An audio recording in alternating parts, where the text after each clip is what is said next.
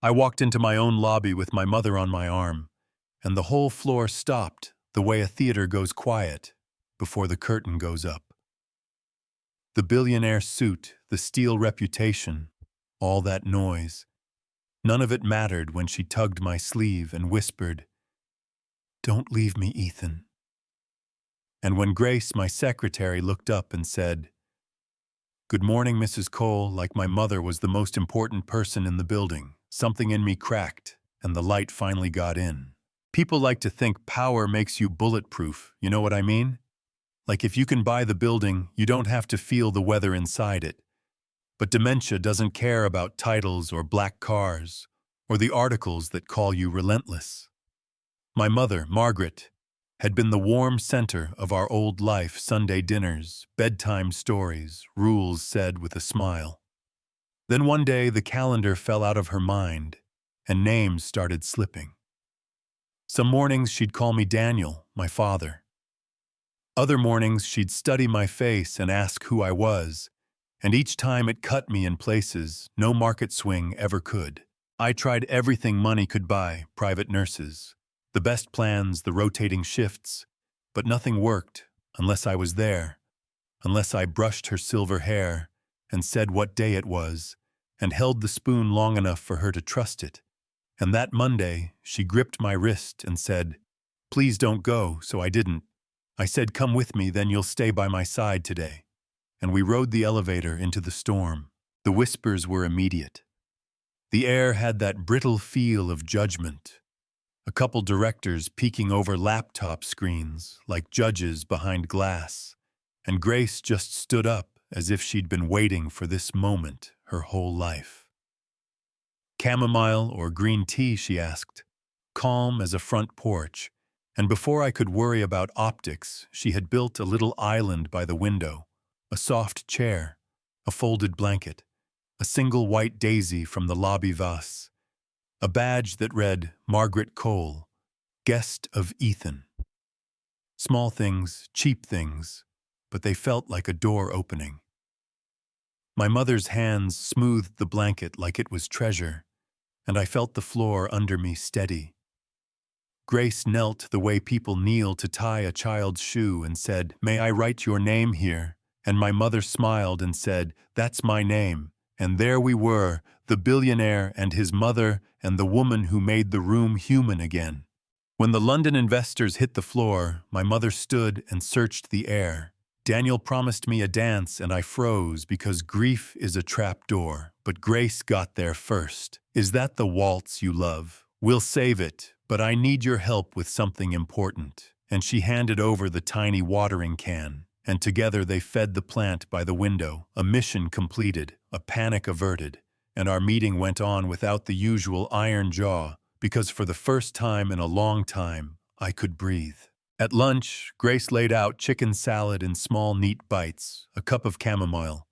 Nothing dramatic, just a rhythm my mother could trust.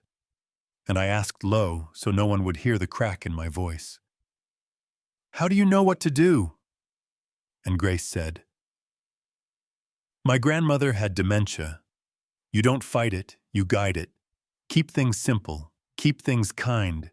Sometimes a ribbon on a pen softens a whole day." And I swear it felt like she'd handed me air. She tidied my calendar without collapsing. The business moved 2 calls to tomorrow, shifted a vendor to late afternoon, blocked 15 minutes for a walk in the indoor garden. Because routine is a rope you can hold when the river pulls, and she slid a little notebook onto the table. "Our Today book," she said, "one good thing each day." And my mother wrote in slow, deliberate letters, "I had chamomile tea." Then she traced the cup Grace drew in the corner and smiled like she could feel warmth in the ink. And I added, "We worked together, it felt lighter, and it did." The twist arrived loud and ugly at 10:07 the next morning, when sirens and red lights ripped through the ceiling, without warning. My mother flinched hard, hands to her ears, eyes wide with that old lightning panic. "What is that, Ethan Daniel?" And before I could cross the rug, Grace was there. "I'm right here. Breathe with me in 2-3. Out 2-3. Then to security." Quiet room now. Not a question. They hustled us to a small conference room.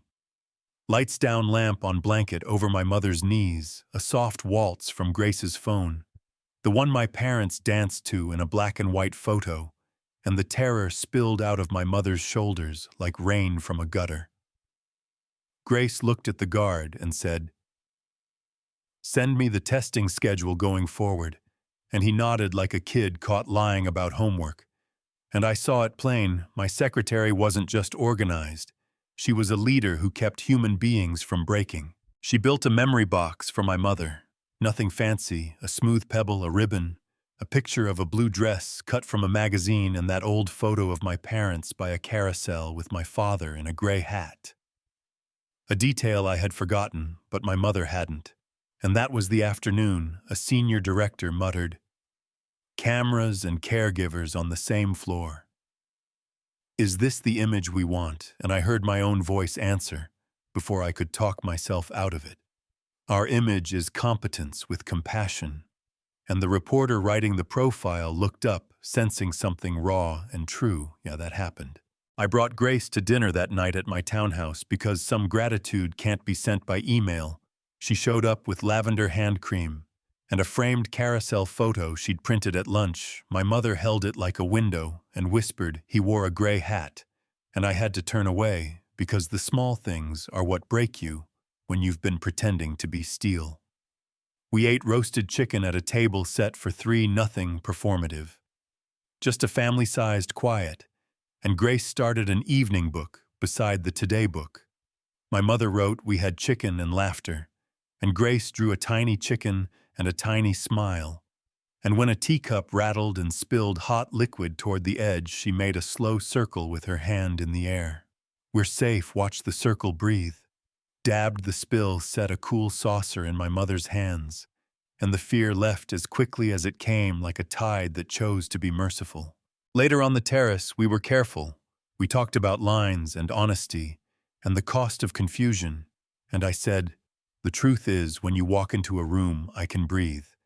And she said, "Then the truth is kind," and inside on the sofa, my mother called me over and pressed a thin gold ring into my palm. "Your father gave me this on a quiet night. You'll know when it's time. And if you think a man like me can't cry, you haven't seen the right ring at the right hour." The victory didn't look like fireworks. It looked like a floor that worked harder and softer.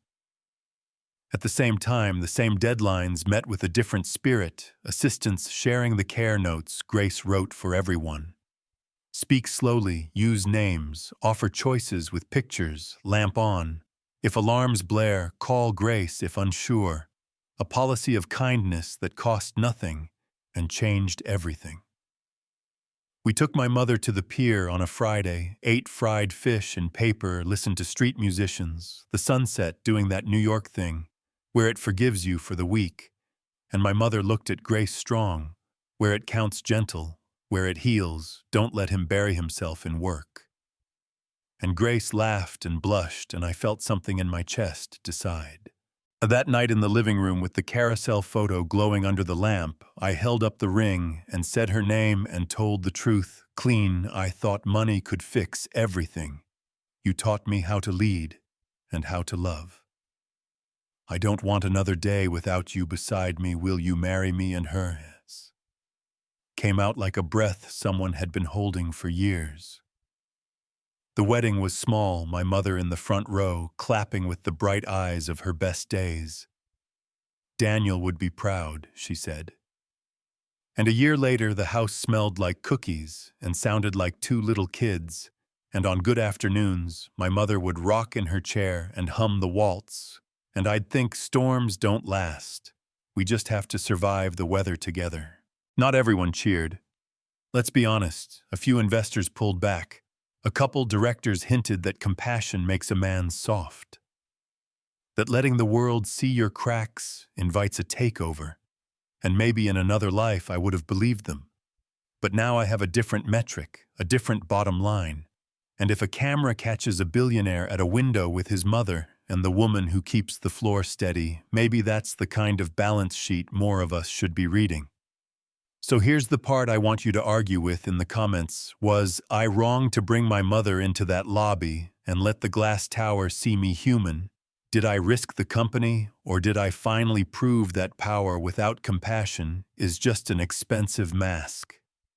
You tell me, and tell me what you've seen, who got judged for being human, who stood up anyway. If this hit home, like, share, subscribe, and drop your story below. I'm listening. And so is someone who needs to hear you today.